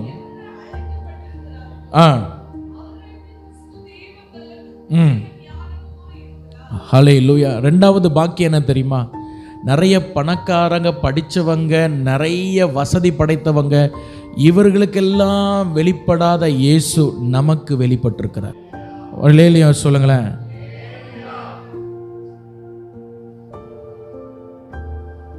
கவனிங்க, இந்த யூதர்கள் என்று சொல்லும் பொழுது இவர்கள் உடன்படிக்கையின் பிள்ளைகள், இவங்க ஆபிரகாமின் பிள்ளைகள். இவங்க தான் நியாயப்படி இவங்க தான் முதல்ல ரட்சிக்கப்பட்டிருக்கணும். நியாயப்படி இவங்க தான் முதல்ல என்ன பண்ணியிருக்கணும்? ரட்சிக்கப்பட்டிருக்கணும். நியாயப்படி இவங்க தான் ஆண்டவர் பிள்ளைகளாக மாறி இருக்கணும். இன்னைக்கு சர்ச்சில் 90% யூதர்கள் தான் இருந்திருக்கணும். எல்லா உலகம் முழுவதும் இருக்கிற சர்ச்சில். ஹல்லேலூயா. ஆனால் என்ன நடந்ததோ தெரியல. இந்த யூதர்கள் இன்னைக்கும் பாருங்க இயேசுவை ஏற்றுக்கொள்ளலை. உடன்படிக்கையின் பிள்ளைகள், அவங்களுக்கு தான் உரிமை, சொத்தில் அவங்களுக்கு தான் உரிமைன்னு சொன்ன மாதிரி அவங்களுக்கு தான் உரிமை. ஆனால் அவங்களுக்கு கிடைக்காத அந்த விலையேறப்பட்ட சொத்தாகிய இயேசு கொஞ்சம் கூட சம்பந்தம் இல்லாத, கொஞ்சம் கூட தகுதி இல்லாத நமக்கு கிடைச்சிருக்கிறார் பாருங்க. இதுதான் கிறிஸ்தவத்தில் உள்ள 2வது மேன்மை. கிரேக்கர்கள் என்று சொன்னால் அவங்க ஞானிகள். அப்போஸ்தலர் 17:21 சொல்லுது, இந்த கிரேக்கர்கள் எப்பொழுதுமே சுற்றி உட்கார்ந்து கொண்டு புதிய விஷயத்தை தான் பேசுவாங்க. நம்மள மாதிரி பழைய கதையை பேச மாட்டாங்களாம். எப்பவுமே புதிய விஷயத்தை, எப்பவுமே ஞானத்தை தான் தேடுவாங்க. ஹல்லேலூயா. எப்பவுமே எதை தான் தேடுவாங்க? ஆனா அந்த ஞானிகளுக்கு, அந்த கல்விமான்களுக்கு, அந்த வசதி படைத்தவங்களுக்கு, அந்த யூதர்களுக்கு இந்த உலகத்துல பாருங்க எத்தனையோ கோடீஸ்வரங்க இருக்கிறாங்க, எத்தனையோ லட்ச லட்சமா பணம் படைத்தவங்க இருக்கிறாங்க. ஹல்லேலூயா. ஒரு ஊழியர் சொன்னார், சினிமா துறையில 60% பேர் தூக்கம் இல்லாம கஷ்டப்படுறாங்களாம். திரையில பார்க்கும்போது டங்கு டங்குன்னு ஆடுற மாதிரி இருக்குல்ல, ரொம்ப சிரிச்சிட்டு இருக்க மாதிரி இருக்குல்ல அவங்கள பார்க்க. சினிமா துறையில 60% நடிகர் நடிகைகள் தூக்கம் இல்லாம கஷ்டப்படுறாங்களா. கிட்டத்தட்ட 90% நடிகர் நடிகைகள் மரண பயத்தோடு இருக்கிறாங்களாம். மரண பயத்தோடு இருக்கிறாங்களாம். ஹல்லேலூயா. எப்ப சாவு வரணும் பயப்படுறாங்க. இன்னைக்கு செத்தா என் வாழ்க்கை என்ன ஆகணும் பயப்படுறாங்க. ஏன்னா அதுக்கு முன்னாடி வாழ்ந்த அநேக நடிகர்கள் நடிகைகளுடைய மரணங்கள் அகோரமாய் இருந்ததுனால, ஒரு சாபமா இருந்ததுனால, ஏன் மரணமும் அப்படி ஆயிருமோன்னு பயப்படுறாங்களாம். ஏன்னா என் வாழ்க்கையில சுத்தம் கிடையாது, பார்க்கிறவெல்லாம் நான் கைப்பிடிக்கிறேன், என் வாழ்க்கையில் ஒரு ஒழுக்கம் கிடையாது, அதனால கடவுள் எனக்கும் ஒரு அப்படிப்பட்ட மரணத்தை தந்துருவாரோன்னு அநேக நடிகர் நடிகைகள் பயத்தோடு வாழ்றாங்களாம். மரண பயத்தோடு. திரையில பார்க்கும்போது 32 பள்ளையும் காட்டுது. ஹல்லேலூயா.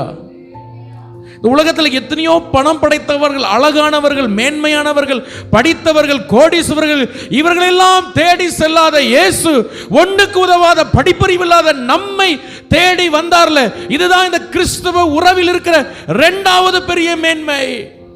அநேக கல்விமான்களுக்கும் ஞானிகளுக்கும் வெளிப்படாதவர் இந்த பாலகராகிய நமக்கு வெளிப்பட்டார்ல. இதுதான் நமக்கு கிடைச்ச பெரிய மேன்மை. நல்ல கரம் தட்டி ஆண்டவரை மகிமைப்படுத்துங்க பாப்போம். ஹல்லேலூயா. மத்தேயு 11:25 சொல்லுது, இயேசு ஜெபிக்கிறார், ஞானிகளுக்கு கல்விமான்களுக்கு இவை மறைத்து பாலகருக்கு உம்மை வெளிப்படுத்தினபடியால் பிதாவே உம்மை நான் ஸ்தோத்தரிக்கிறேன் சொல்றார். அப்போ இந்த சிலுவை பத்தி நீங்க கிரேக்கன்ட்ட போய் பேசுறீங்களா, அவனுக்கு ஓவர் ஞானம் இருக்கிறதுனால நம்மளை பைத்தியக்காரன்னு சொல்லுவான். ஒரு கிரேக்கனை பிடிச்சு வச்சு, நீங்க ஏசப்பா உனக்காக சிலுவையில மரிச்சாரியா, இயேசு இன்னைக்கு ஜீவனோட வாழ்றாரியா, உன் பாவத்திற்காக நீ உலகத்துல எந்த மலைக்கும் எந்த மடுவுக்கும் எந்த ஆத்துக்கும் போனாலும் உன் பாவம் தீராதியா, நீ இயேசுட்ட வான்னு சொன்னா அவன் நம்மளை பைத்தியம்னு சொல்லுவானா. ஏன்னா பைபிள் சொல்லுது, கிரேக்கனுக்கு சிலுவை பைத்தியமா இருக்கிறது, ரட்சிக்கப்படுகிற நமக்கோ அது பலனாய், தேவ பலனாய் இருக்கிறது.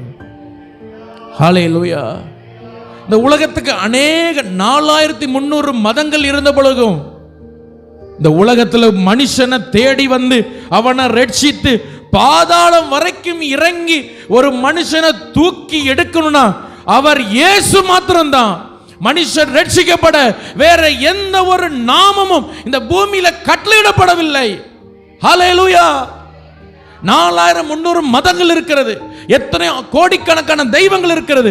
யாருங்க பாதாளம் வரைக்கும் போய் ஒரு மனுஷனை ரட்சித்தது, தூக்கி எடுத்தது சொல்லுங்க. அவரை பத்தி சொல்லுங்க. பைபிளை மூடி வச்சுட்டு அவரை பத்தி பேசுவோம். யாரும் கிடையாது. பைபிள் சொல்லுது, மனுஷன் ரட்சிக்கப்பட ஒரே ஒரு நாமம் தான் உண்டு, அவர் ரட்சகராகிய இயேசு கிறிஸ்து. நல்ல கைகளை தட்டி இயேசுவை மகிமைப்படுத்துவோம். ஹல்லேலூயா. ஒரு மனுஷன் பாதாளத்திலிருந்து ஒரு மனுஷனை தூக்கணும்னா பாதாளம் வரைக்கும் என்ன செய்யணும்? போகணும். அது போனது இயேசு மட்டும்தான்.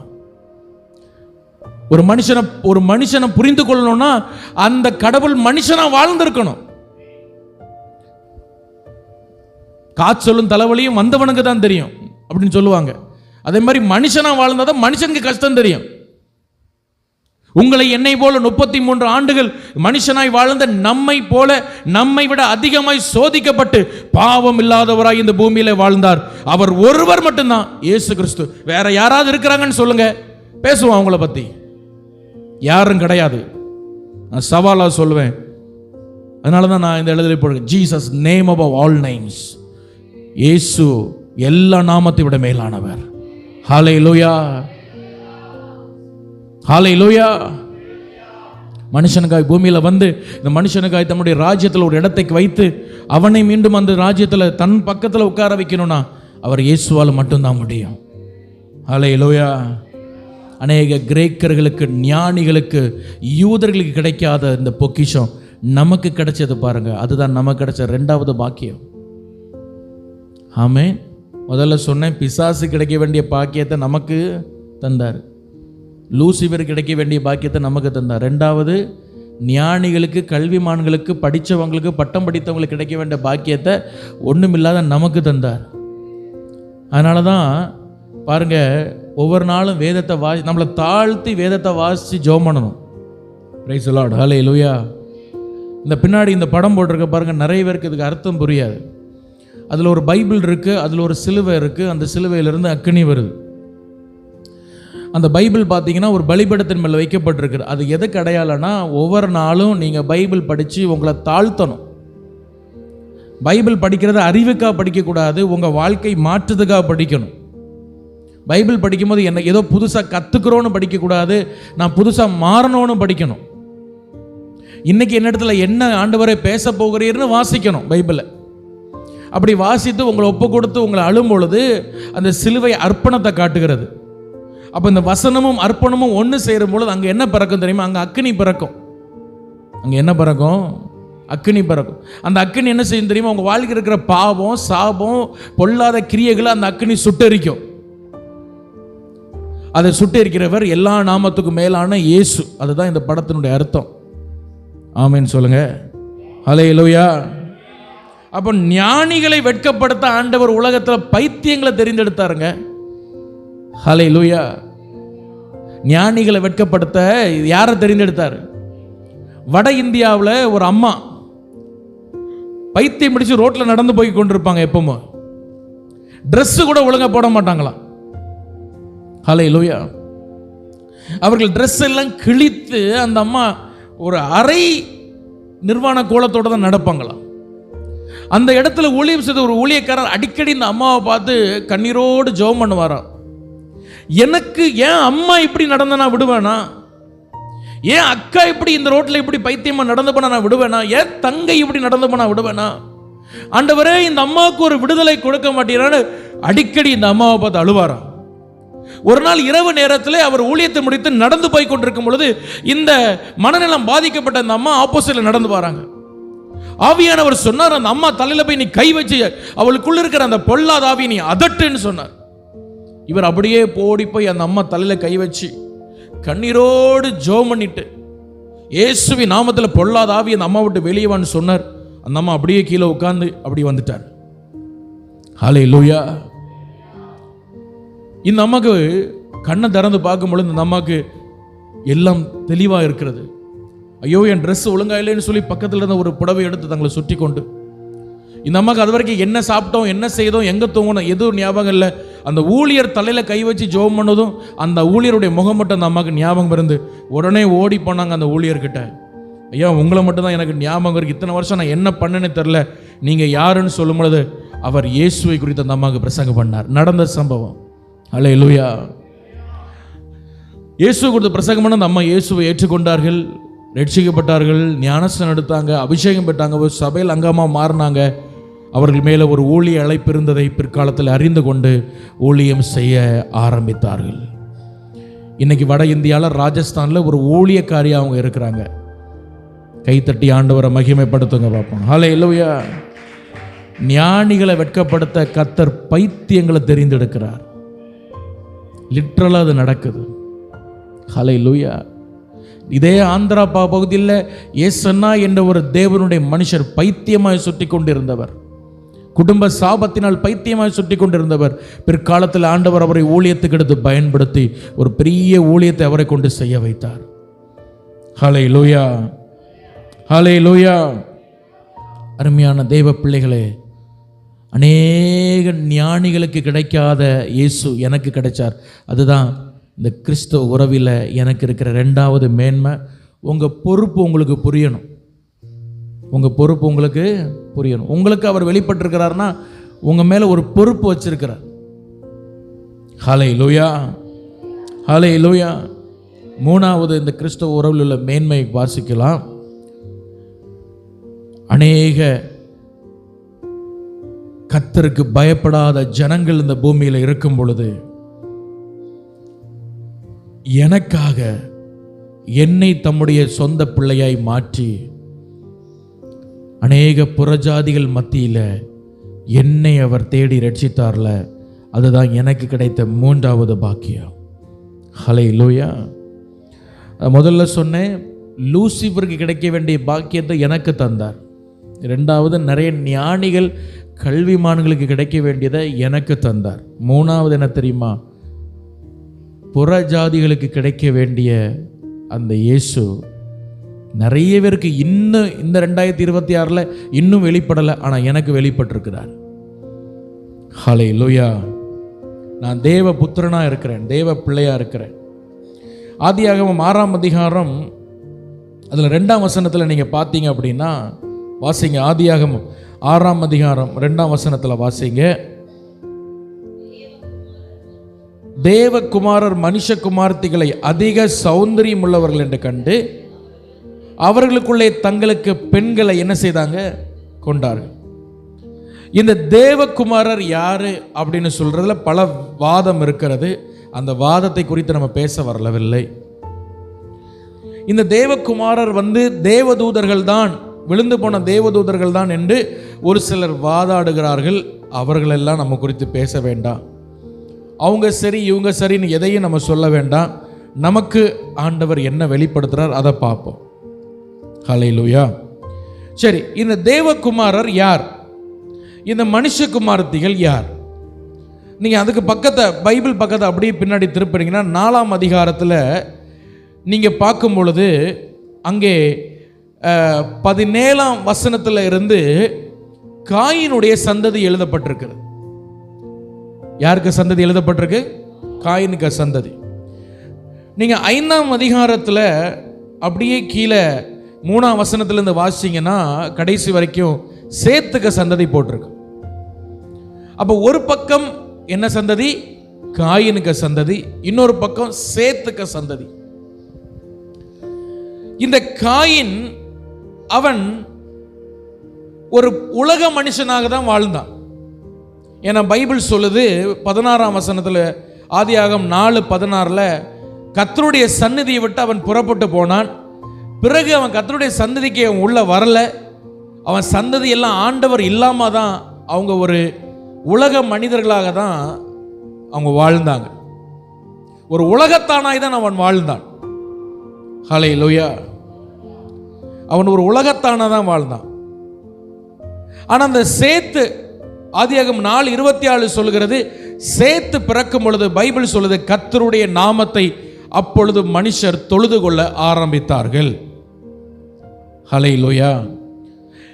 அப்போ ஆதாமுக்கு 2 பிள்ளைங்க. அதுல காயின் ஆபேல். காயின் ஆபேலை கொன்னுட்டான். ஆபேலுக்கு பதிலாக ஆண்டவர் சேத்தை கொடுத்தார். இந்த சேத்துக்கு சந்ததி ஒரு பக்தி உள்ள சந்ததியாய் வாழ்ந்தது. சேத் கர்த்தரை ஆராதிக்க ஆரம்பித்தா அவனுடைய சந்ததிகள் பக்தி உள்ள சந்ததியாய் மாறினது. அந்த சந்ததியில் தான் ஏனோக்கு, நோவா போன்ற பக்திமான்கள், பரிசுத்தமான்கள் அவன் சந்ததியில் வந்தாங்க. ஒரு ஆமேன் சொல்லுங்க. ஆனா இந்த காயினுடைய சந்ததிகள் உலக பிரகாரமான கண்டுபிடிப்புல தான் ரொம்ப தீவிரமா இருந்தாங்க. நீங்க அதுல கீழே வாசிக்கும் பொழுது, ஆதியாகமம் 4ஆம் அதிகாரத்தில் வாசிக்கும் பொழுது அவங்க ஒரு பட்டணத்தை கட்டினாங்கன்னு பார்க்கிறோம். 20ஆம் வசனத்தில் ஆதாள் யாபேலை பெற்றான். அவன் மந்தை மேய்க்கிறவளுக்கு தகப்பனானான். அவனுடைய சகோதரன் யூபால், அவன் எல்லாம் மியூசிக் இன்ஸ்ட்ருமெண்ட்ஸுக்கு அவன் ஒரு தகப்பனானான்.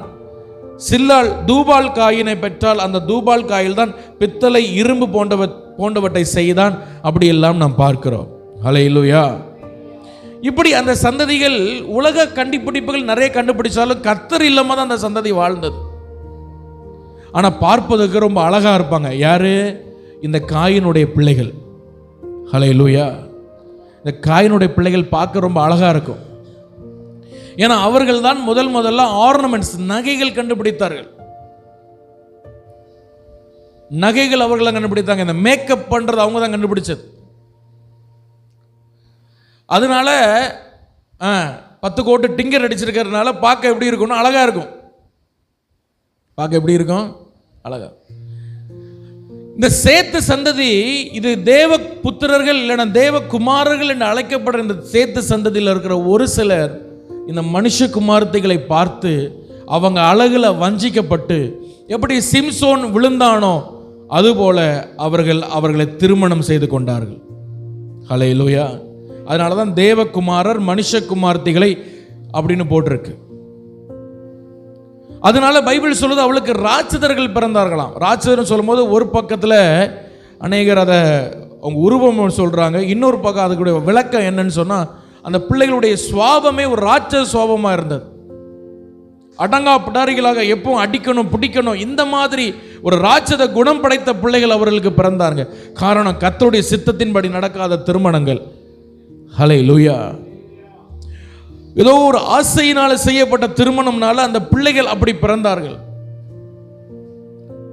நான் இங்க என்ன சொல்ல வருகிறேன் அப்படின்னு சொன்னா, இந்த உலகத்தில் எத்தனையோ மனுஷ குமாரத்திகள் மனுஷ குமாரர்கள் என்று சொல்கிற உலகத்தானை போல எத்தனையோ பேர் வாழ்ந்து கொண்டு தேவன் இல்லாம நித்திய ஜீவன் இல்லாம தேவ சந்நிதி விட்டு புறம்பாக்கப்பட்டு ஒரு காயினை போல அங்கெங்கேயும் அலைந்து திரிந்து கொண்டிருக்கும் பொழுது இயேசு நம்மை தேடி வந்து அந்த கத்தரை விட்டு போன சந்ததியில் நம்மளை ரட்சித்து இன்னைக்கு தேவ புத்திரர்கள் என்ற நேம் கொடுத்து பேரை கொடுத்து நம்மளை வச்சிருக்காருல. இதுதான் நமக்கு கிடைச்ச மூன்றாவது பெரிய பாக்கியம். ஒரு ஆமேன் சொல்லுங்க. ஹல்லேலூயா, ஹல்லேலூயா. உலகத்தில் எத்தனையோ கோடி கோடியான மக்கள் ஆண்டவரை இன்னும் அறியாம தான் இருக்கிறாங்க. தேவ சந்நிதியை விட்டு காயினை போல அலைந்து திரியிறாங்க. எது மெய் தெய்வம்னு தெரியாம, எது ஜீவனுள்ள தெய்வம்னு தெரியாம, நாசில சுவாசம் இல்லாததெல்லாம் அவங்களுக்கு எப்படியாவது வாழ்க்கையில ஒரு நல்லது நடக்காதா என்பதற்காக எதையெல்லாமோ செய்து கொண்டிருக்கிறார்கள். ஆனா அவர்களுக்கெல்லாம் தன்னை வெளிப்படுத்தாத இயேசு ஹல்லேலூயா எப்படி ஒரு காலத்தில் வெளிப்படுத்துவார். ஆனா என்ன சொல்றேன்னா, அவங்களுக்கெல்லாம் முன்னாடி நம்மளை தெரிந்தெடுத்திருக்கார்ல. அதுதான் நமக்கு கிடைச்ச பெரிய பாக்கியங்க. எத்தனை பேர் ஆமோதிக்கிறீங்க? ராமேன்னு சொல்லுங்க பார்ப்போம். ஹல்லேலூயா, ஹல்லேலூயா. இன்னைக்கு சத்துரு இந்த மாதிரிப்பட்ட பாக்கியங்கள் எல்லாம் நம்ம காணாதபடி நம்ம கண்ணை அடைச்சி வச்சிருக்கிறா. நம்ம கிறிஸ்தவ வாழ்க்கைனாலும் ஏதோ ரொம்ப கஷ்டம், ஏதோ ரொம்ப பாடு, நமக்கு ஒண்ணுமே நடக்கலைன்னு நம்மளையே சொல்லிக்கொண்டு நம்மளை சொல்ல வச்சுட்டான். இன்னைக்கு கர்த்தருடைய ஆவியானவர் நம்முடைய கண்களை திறப்பாராக. இந்த கிறிஸ்தவ வாழ்க்கையில் எனக்கு கிடைச்சிருக்க இந்த கிறிஸ்துவோடு உள்ள உறவில் எனக்கு கிடைச்சிருக்கிற மேன்மை எவ்வளவு பெரிய மேன்மை, எவ்வளவு பெரிய பாக்கியத்தை நான் பெற்றிருக்கிறேன். ஒரு லூசிபர் என்று சொல்லப்படுகிற பிரதான தூதன் ஆசைப்பட்ட ஒரு ஸ்தானத்தை எனக்கு வாக்கு பண்ணி வச்சிருக்கிறார். ஹல்லேலூயா. அவனுக்கு கிடைக்கல, ஆனா எனக்கு ஆண்டவர் அதை தந்திருக்கிறார். எத்தனையோ ஞானிகள், எத்தனையோ யூதர்கள், எத்தனையோ கிரேக்கர்களுக்கு கிடைக்காத இயேசு எனக்கு கிடைச்சிருக்கிறார். எத்தனையோ புறஜாதிகள் மலை மலையா காடு காடா தெய்வத்தை தேடி சுற்றி கொண்டிருக்கும் பொழுது என்னை தேடி வந்து எனக்கு நான் ஜீவனுள்ள தேவன் என்று தன்னை வெளிப்படுத்தி என்னை ரட்சித்திருக்கிறார். எவ்வளவு பாக்கியவான்கள் நம்ம. ஹல்லேலூயா. தேவ புத்திரர்கள் என்று நம்ம தலையில நம்ம நெற்றியில நமக்கு ஒரு நாமத்தை எழுதி தேவ பிள்ளைகளாக நம்மளை வச்சிருக்கிறார். எவ்வளோ பாக்கியவான்கள் நம்ம மேல இருக்கிற உங்க மேல இருக்கிற பொறுப்பு உங்களுக்கு புரியுதா? நீங்க ஏனோ தானோ வாழக்கூடாது, ஏனோ தான் வாழ முடியாது, அப்படி வாழக்கூடாது. ஆமென் சொல்லுங்க. ஹல்லேலூயா. இவ்வளவு பாக்கியம் கிடைச்ச பிறகும் நம்ம ஏனோ தானோ வாழக்கூடாது. ஏன்னா நம்மள்ட்ட ஆண்டவர் கணக்கு கேட்பார். லூசிபருக்கு கொடுக்காத ஸ்தானத்தை உனக்கு தந்தேன் இல்லை, எத்தனையோ கிரேக்கர்கள் யூதர்களுக்கு கிடைக்காததை உனக்கு தந்தேன் இல்லை, எத்தனையோ புறஜாதிகளுக்கு கிடைக்காததை உனக்கு தந்தேன் இல்லை, நீ என்ன பண்ண ஆண்டவர் நியாய தீர்ப்புனால நம்மளை பார்த்து கேட்பார். அன்னைக்கு நம்ம என்ன சொல்லுவோம்? எவனிடத்தில் அதிகமாய் கொடுக்கப்பட்டது அதிகமாக கேட்கப்பட்டது. உங்க மேல ஒரு பொறுப்பு இருக்கு. உங்க வாழ்க்கையில பக்தி அதிகரிக்கட்டும், உங்க வாழ்க்கையில பரிசுத்தம் அதிகரிக்கட்டும். ஹல்லேலூயா. இன்னைக்கு பக்தியா வாழ்கிறவங்களை பார்த்தா கேலி பண்ற மாதிரி உலகத்தை பிசாசு திசை திருப்பி வச்சிருக்கிறான். ஆனா உங்க வாழ்க்கையில பக்தி பெருகட்டும், உங்க வாழ்க்கையில பரிசுத்தம் பெருகட்டும், உங்க வாழ்க்கையில ஜெபம் பெருகட்டும். ஒவ்வொரு நாளும் ஆண்டவருக்கு நன்றி சொல்லுங்க. ஆண்டவரே, எத்தனையோ பேருக்கு கிடைக்காத ஒரு பெரிய ரட்சிப்பு, இதை குறித்து நான் கவனமற்று இருப்பேன், ஆனால் தண்டனைக்கு எப்படி நான் தப்பித்துக் கொள்வேன்? எத்தனையோ பேருக்கு கிடைக்காத ஒரு பெரிய ரட்சிப்பு. எனக்கு கிடைக்க வேண்டிய இந்த ரட்சிப்பு வேற யாருக்கும் கிடைச்சிருந்தா அவங்க இன்னைக்கு எங்கேயோ இருந்திருப்பாங்க. ஆனா என்ன நேசித்து என்ன இன்னும் நம்பிக்கொண்டு இருக்கிறீரே, இந்த ரட்சிப்புக்காக உமக்கு ஸ்தோத்திரம்னு சொல்லி ஒவ்வொரு நாளும் ஆண்டவருக்கு நன்றி சொல்லி உங்க மேல இருக்கிற அந்த பொறுப்போடு நீங்க நடந்து கொள்ள ஆண்டவர் இந்த செய்தி வழியா உங்களுடைய கண்களை திறப்பாராக. இனி ஆண்டவர் எனக்கு ஒன்றும் செய்யலை, எனக்கு எந்த நன்மையும் நடக்கலை, என் வாழ்க்கையில் நான் அப்படி இப்படின்னு ஆண்டவர்கிட்ட கம்ப்ளைண்ட் பண்ணாதீங்க. இந்த உலகத்தில் எத்தனையோ பேருக்கு கிடைக்காத, ஏன் தூதர்களுக்கு கிடைக்காத ஸ்தானத்தை ஆண்டவர் உங்களுக்கு தந்திருக்கிறார். ஆண்டவருக்கு நன்றி உள்ளவளாய் நாம வாழ்வோம், ஆண்டவருக்கு சாட்சி உள்ளவளாய் வாழ்வோம். இந்த உலகத்தில் யோவான் ஸ்தானங்களை போற ஒரு எரிந்து பிரகாசிக்கிற விளக்காய் நம்ம வாழ்வோம். இனியும் மற்ற மனிதர்களைப் போல, காயினின் சந்ததி போல உலகத்தை நேசித்து வாழாதீங்க. உலகத்துக்கு பின்னாடி ஓடாதீங்க, சினிமா பின்னாடி ஓடாதீங்க. ஹல்லேலூயா. உங்களை ஆண்டவர் வேறு பிரிச்சு அவருடைய பிள்ளையா உங்க உள்ளங்கையில வச்சிருக்கிறார். உங்களை குறித்து ஒரு பெரிய நோக்கம் அவருக்கு இருக்கு. ஆமேன் சொல்லுங்க. ஹல்லேலூயா. எனவே அந்த பொறுப்பை, அந்த உணர்வோடு இந்த இடத்திலிருந்து நாம் பிரிந்து செல்வோம். கிருபை நம்மை காக்கட்டும். நம்ம எல்லாரும் முழங்கால் பண்ணிடலாம். கஷ்டமாக இருந்தால் எழும்பி கூட நம்ம எல்லாரும் நிற்கலாமா? ரொம்ப நேரம் நம்ம உட்காந்துட்டோம். எல்லாரும் நானுடைய சமூகத்தில் எழும்பி நின்று, என் மேலே ஒரு பொறுப்பு இருக்கு, என் மேலே ஒரு பாக்கியம் இருக்கு, நான் ஒரு பாக்கியம் பெற்ற பிள்ளைன்னு ஆண்டவர்கிட்ட சொல்லி ஹல்லேலூயா நன்றியோடு ஆண்டவரை ஸ்தோத்திரம் பண்ண போகிறோம். ஆண்டவரே உமக்கு நன்றின்னு சொல்லுங்க.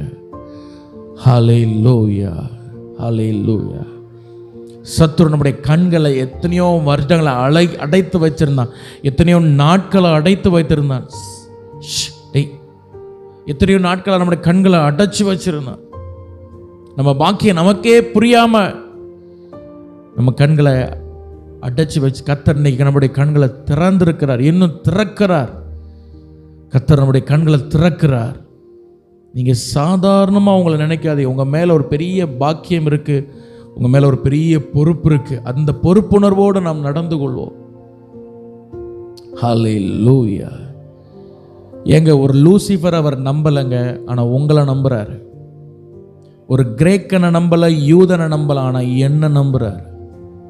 இந்த உலகத்தில் எத்தனையோ ஜனங்கள் உங்களை விட பக்தியாக இருக்கிறாங்க தெரியுமா? போய் பாருங்க, மலைகளில் போய் பாருங்க என்ன பக்தியாக இருக்கிறாங்க.